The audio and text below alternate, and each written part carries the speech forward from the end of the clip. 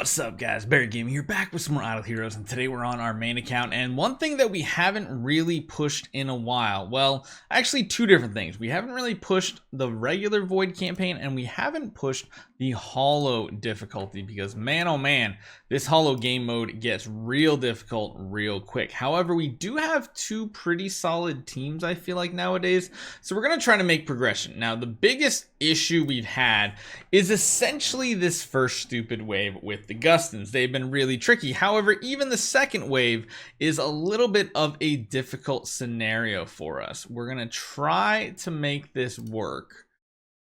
Don't know if we can. I want to see how our second lineup is doing first and see if it's actually too strong, just strong enough, or whatever. They are super tanky, which is why we're kind of relying on Betty to kind of take us to victory here. I don't know if it's going to happen, but if she can keep the enemy team CC'd, then us having all these other heroes might be a little bit overkill. To be honest, her by herself with the right RNG looks like she can take care of it with all the kind of weaker heroes.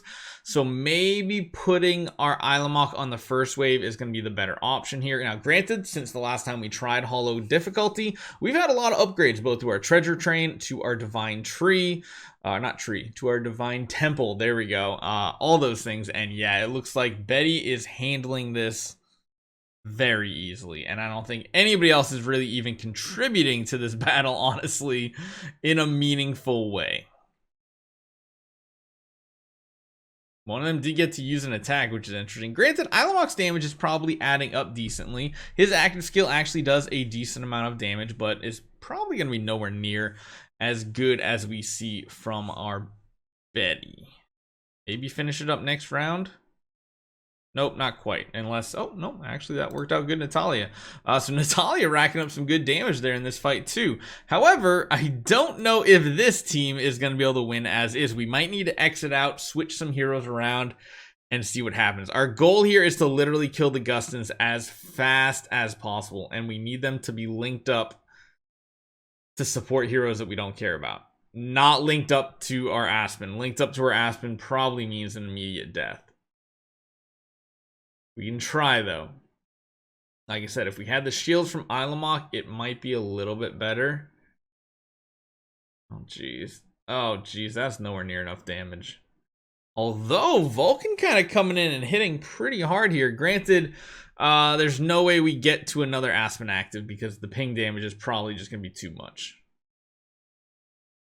We might need to make Aspen just faster in general. Granted, he doesn't even have... Oh, man, we might need to go to some energy artifacts, too, to try to pump up some extra energy. We'll have to see. There's still a chance. If Vulcan can get this clear right here, hopefully he doesn't get linked up. Nope, he didn't, so that is a really good sign. Another active from Vulcan. He has 2 rounds of all these little extra layers adding up. He might be able to wipe out the Gustons right here. He almost wiped everybody out, which is good. And the one Guston is still linked. Oh, no, he's not linked. Uh-oh. That was the bad sign right there. We need to win right here. Uh-oh. No, he got... No, the Annabelle linked. Oh, good lord. The basic might still be enough. Well, the act is going to heal again. We do have weakness disclosure, but... Ooh, we don't have Dread Puppet this time. Haha, so we actually broke past the wave that we had been stuck on for so long. So, yeah, I think we might be able to make some progress now. Hopefully, we don't come across many Valkyrie waves, but if we can finish a good chunk of Hollow here, that would be really, really awesome. Because that would also help people on our server get through Chapter 4 a little bit easier. Question is, are we only able to break through waves like this where they have a ton of survivability nowadays? Good lord. The fact that our Aspen is CC'd feels really bad. I mean, we probably need to put our Aspen across from the Holmes Young as well. So many counterattacks nowadays. Combat feels like it takes forever with all these extra attack abilities. King Baron is actually not hitting all that hard, surprisingly enough. We're just gonna need our main damage dealers to really carry us here.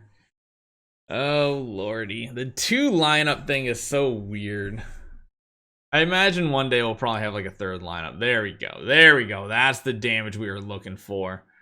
Vulcan, I mean, it's still hard to not have Vulcan be one of your best damage dealers when it comes to game modes like this, because these are where Aspen can do well, but he's not going to do like the best out of all the heroes. Heroes that do nice, big AoE damage are usually going to do the best, but you can't discount him because Aspen is definitely needed for things like the Void Invasion bosses and things like that. So we'll see how far we can make it in the Hollow this week. We'll see how far we can make it. If we can get through chapter 4-2, that would be awesome. Honestly, Betty is kind of like a one-man army, or one-woman army, sorry. She can take care of just about all of these waves without really any support. In reality, I'm still tempted to put some of our stronger heroes on the main lineup and just let Betty take care of this herself with the elusive mirror. The fact that she can just pretty much indefinitely lock down entire enemy teams means as long as she has the damage herself, she should be able to take these teams out. Natalia is another hero where the way that her damage works is really hard to see her burst damage like it is someone like Vulcan or Mockman, or heck, even Aspen. But it does add up very quickly.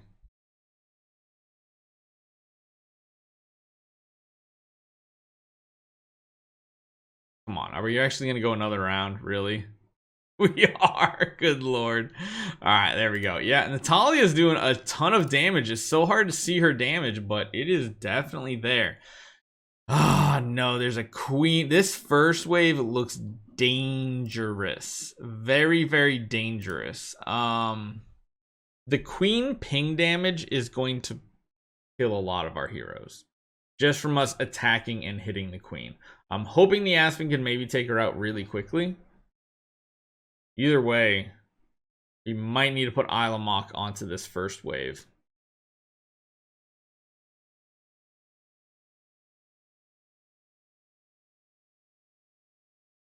So watch the damage right here. Actually, the ping damage isn't too bad in Hollow.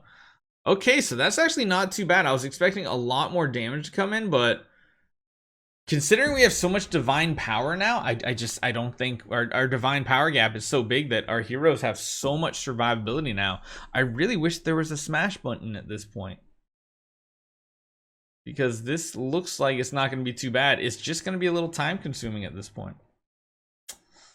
Just time consuming.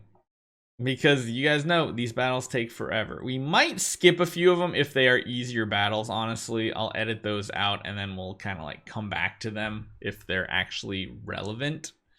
Otherwise, we might speed through a lot of this. It's to the point where we could literally just run like 2 Demon Belt energy feed teams, and that would probably be the fastest way to get this content clear.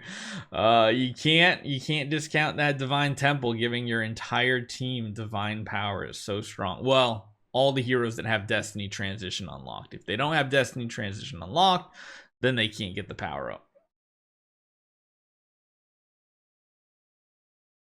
Yep, that's pretty easy.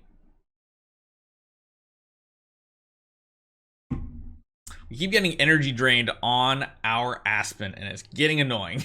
Granted, it's not a big deal, but like I said, these battles might take a while. I might just handpick a few of these that are a little more entertaining for you guys to watch. Otherwise, we might just smash through and move on to the next one here. We'll see what this one looks like, but Betty fights are almost guaranteed victories unless there's a random hero like an Amun-Ra or a Valkyrie or something that like the CC becomes a negative for your team. Even I guess Cthulhu technically places burns and bleeds when he gets hit, so that is a thing. Even our secondary Vulcan putting out some damage here. Betty just constantly CCing. There's also those taunt effects everywhere. Yeah, I mean... Even our tenants are able to put out some damage nowadays. Like, watch this next attack right here. Not too bad. We got Mockman even. Not quite hitting the trillions, but definitely close to billions. Yeah, I mean, I think this is gonna be cakewalk. So let's see how this goes. I'll be back here in a couple minutes. Honestly, it's gonna be like 10:20 based on what I record. And we'll see what happens. But as long as we keep these Mirax locked down, they are of no threat to us. And on top of that, we're just keeping their energy relatively low. Oh, we got lucky with another CC there too. Yeah, it's just we keep draining all their energy away, which is nice. It's nice to see. Just don't let the enemies do a single thing to you. That is what this account is all about, and it's all about Betty. Yeah, Alamog does a decent amount of damage. Again, the way that like the animation and the attack goes for Natalia, it's just weird seeing how it works. It's hard to see her damage, but it is most definitely there, up there with Betty, and Betty has the much better household nowadays too. So let me blast. Oh, hold on. We need to switch teams up. Hold on. I guess we'll show this to you since it is the final one. So we're gonna have to switch our teams around here. We can't. Well, actually, you know what? Let's just give it a try. I want to see how difficult these Valkyries in Hollow, because they might not be as difficult. It is also the boss wave, which is typically easier. It's hard to tell if the Valkyries are doing a ton of damage. Yeah, they're doing a ton of damage. They're doing a lot of damage, to say the least. So let's not do this wave. Or at least let's just swap a couple heroes around. Mainly the damage dealers. So let's do this. We don't want to get CC'd too much on this wave. So we can do something like this. Maybe, and that'll work decently. And we just have to make sure we re-enable both of these here. Let's start out with the first wave. Let's see if we have any issues with our Betty, because again, there are Sherlocks here, which means we are going to have CCs reflected, but if we're applying CCs enough to the enemy team here, they won't be able to reflect it indefinitely, because they only have so many cards to reflect the CC, and if they can't reflect it enough, then they will eventually get CC'd. That's just how it works. See right there, the one Sherlock does have a CC on him. Granted, our Betty, she's twined. Not the worst thing as long as we get hit, though. If we don't get hit, then it kind of is bad. But yeah, Sherlocks can only reflect those CCs so many times, and then after a while, they just don't have the card stacks to do it, because it does take a resource for them to reflect that CC and to swap HP. It's something you guys, a lot of people forget about nowadays, just because he just always seems to have enough of those floating cards in front of him, but it's not always the case.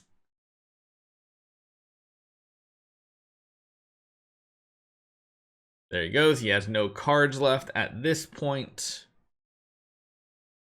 Slow slot. Yeah, he gets the cards back just in time for Betty every single time, it seems like. This is going to be a victory. It's just a very slow victory, to say the least. It's like a very slow victory. I think we'll be able to get past a lot of these waves. I think before we were just lacking some power, and now that we have a higher train, we have Destiny Transition, we even have better hero copies. I think this is going to go a lot more smoothly. Yeah, keeping Natalia on the lineup with her is the right call, in my opinion, because Natalia does a really good amount of damage with her. Okay, we really don't want to CC those Valkyries, though. I probably should put Aspen in the front row, but I wanted to take out the Sun Devour Eos if possible, too. Yeah, end of round damage is going to be pretty significant. The Valkyries are going to be the trickiest part of this wave, because we do have a few heroes that do CC as well. I think maybe going for the Mirax first is the better play. So let's do this. Let's put... Oh, we actually forgot to... Whoops. Let's put him in the front row. That'll probably give us better results, I think.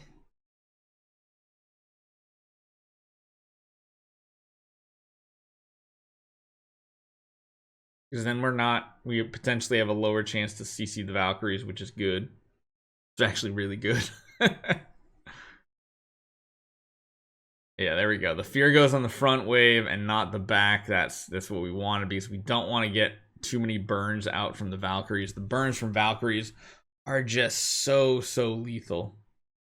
Aspen's still going down, but as long as we can keep Vulcan alive for one more active, we have a shot. Although, yeah, Mirax then popping off is dangerous as well.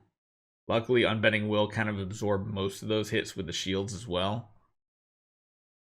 We did get a CC on the Valkyrie, which is not optimal. Oh no. No, we lost the Vulcan. No, I think without the Vulcan, we're done for. I don't think Ilamok and Queen have enough damage for this. Or survivability. Well, granted, together they're not bad. Like, one of them heals, one of them shields. We gotta just get a little bit better RNG, I think. I don't know why this keeps turning off. Why does this keep turning off? I don't get it. Actually, let's go with hers. Hers might be the better one here. Yeah, let's try it. Let's try it. I'm thinking this is what we need to do. Can you just not hit? Oh my gosh, like everybody's already procced. This is ridiculous, the power of these Valkyries. And the burn went on both Aspen and, oh my gosh, this is so stupid. Both our damage dealers got hit with the Valkyrie burn from that one stun that went out. That's just stupid.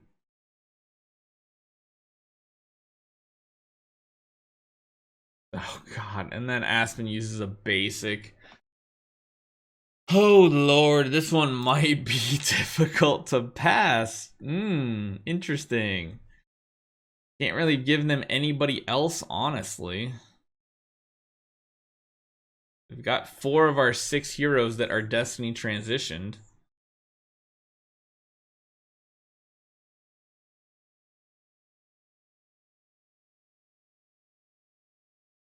Yeah, that was a little bit better.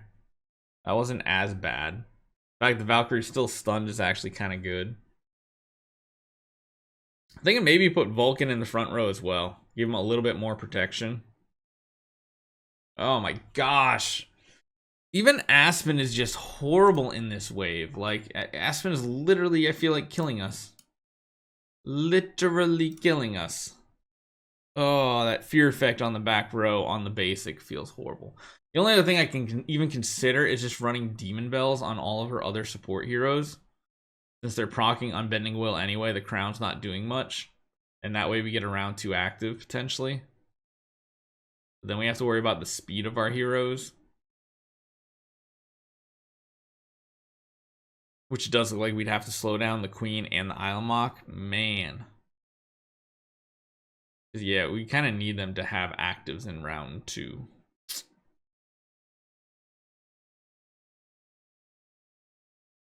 Yeah, because that would give them enough for an active. It definitely would. We just keep getting annihilated.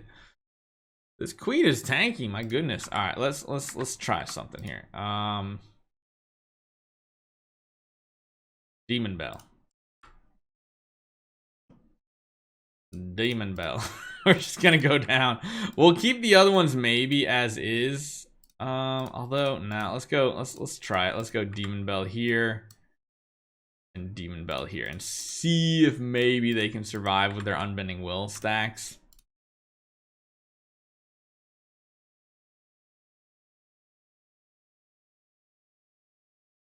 And hit either, which is good.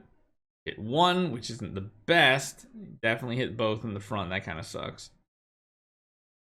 All right, so we get 2 of them are going to use it afterwards, which I guess is fine. The other 2 might use them beforehand. Yeah, I think we'll still be okay. Aspen's got an active. That's the important part here. That's like the most important part here. That he doesn't hit the back row with a CC. And then the back row are going to use their actives. Gives energy. Come on, clear it out. Oh, gosh. There's 1 Valkyrie left. Don't kill me. Don't kill me. Yes. Okay, so we got that done. Hey, we even got some shard chests. Interesting. Okay, so 4-2 is done. My goodness, that is It's difficult. We gotta do 4 more of these. It's gonna take a bit. Hopefully you guys enjoy this one. I'll see you guys next time with more action.